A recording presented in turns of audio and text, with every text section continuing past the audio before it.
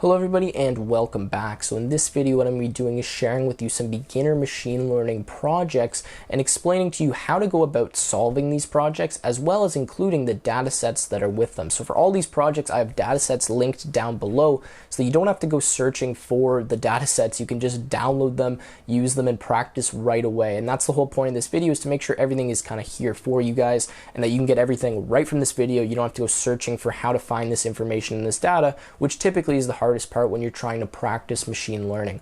So with that being said, let's get into the video and talk about some machine learning projects for beginners.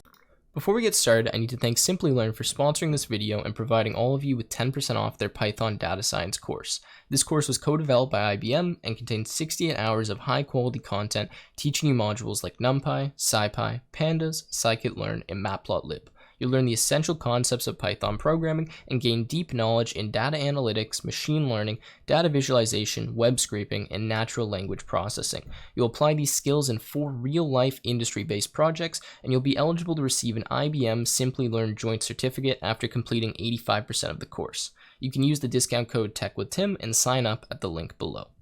Alright, so the first project I recommend is using linear regression. This is a basic algorithm. If you don't know this and you're considering yourself a beginner machine learning user, whatever it is, learn this algorithm. It's very straightforward and it's very powerful for doing things like I'm about to talk about here. So I have a data set down below that includes information about students and their grades. And what I'm tasking you guys with as a project idea here is, using that data set, try to predict a student's final grade. Now it has information like absences, amount of hours studied, I think it's like time watching TV, siblings, a bunch of information in there. And what you're going to have to do is kind of look through this data set and first determine, what information do I need? So what is actually going to make sense for me to predict a student's final grade with this information? What should I use? Then after that, you're going to have to train a linear regression model to make this prediction. And you should be looking to predict, an exact integer value or an exact decimal value. So I believe the grades are from 1 to 20, where it's like every 1 point is like a half point of a grade or something. I don't know exactly how it works, but you guys can look at the data set, understand it, and try to do that. This is pretty straightforward, and if you're having trouble with this, I actually do have a complete tutorial on how to do this, and I will leave a card or like a link in the description to that so you can have a look at that for reference as well. Alright, so project number 2. So now that we've used linear regression, a pretty basic algorithm, it's time to kind of move into a different flavor of machine learning, which is clustering and classification. So for this one, I'm going to recommend you use k-nearest neighbors to do this, and to recommend, or not recommend, but to classify cars as either safe or not safe based on data about those cars. Now I have a data set down below, and again, you're going to have to follow the same procedure of first understanding what this data set is and how it works. And I'll leave the links to the original data set so you can read that. But essentially this data set has information like the safety rating, or like the amount of doors, just many different things about a car.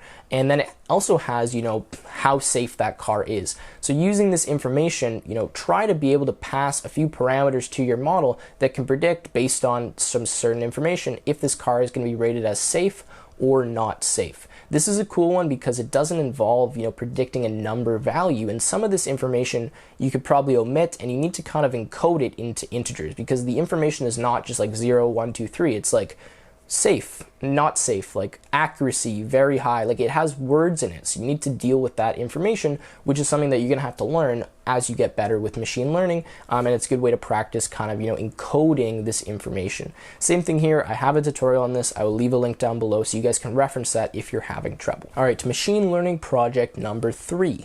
Classifying cancer tumors as benign or malignant. I believe that's how you say that. So essentially cancerous or non-cancerous. Now this, I think you can probably assume why this might be a cool project. First of all, this is a pretty good application. If we can look at a tumor and based on some certain properties on it, be able to use machine learning to determine whether or not this is cancerous or not, which is actually what doctors use all the time, is a bunch of machine learning and AI to help them do these kind of analysis. But anyways, there's a very popular data set, I believe it's just called like the cancer data set or something like that, that I've linked down below. And using this data set, again, it has a ton of different properties. I want to say it's like 30 or something. Pick out which ones might be important to classify tumor information, to classify it as cancerous or non-cancerous. Now notice I haven't given you a model to use for this. I haven't said, use this algorithm or use this. And that's because you can use different algorithms to do this.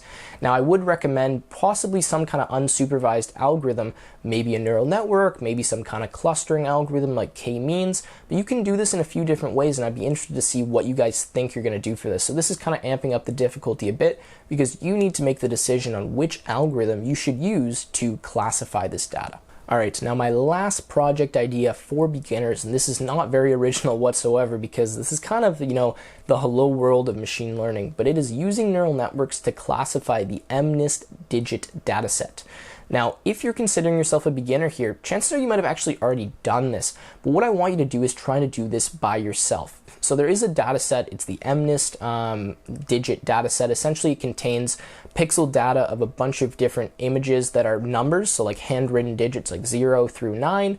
And what you need to do is write some kind of ML algorithm using a neural network or whatever it is you want to use to classify these digits based on the pixel data. So you're going to have to figure out, if you're using a neural network, which is what I would recommend, what is your input layer going to be? And then what is your output layer going to be? How are we going to encode this information? How are we going to determine if a number is, 0 through 9? How are we going to take these pixels that are two-dimensional, so you have rows and you have columns, and feed them into our neural network?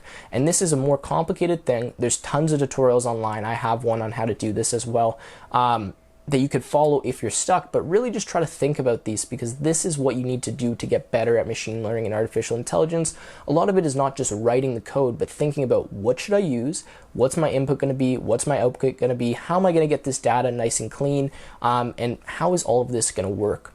So anyways, those are my kind of 4 project ideas for machine learning for beginners. Now, if you guys have any other ideas for projects, please don't hesitate to leave them down below as it can definitely help other people out. With that being said, if you guys enjoyed the video, make sure you leave a like and subscribe to the channel for more content like this.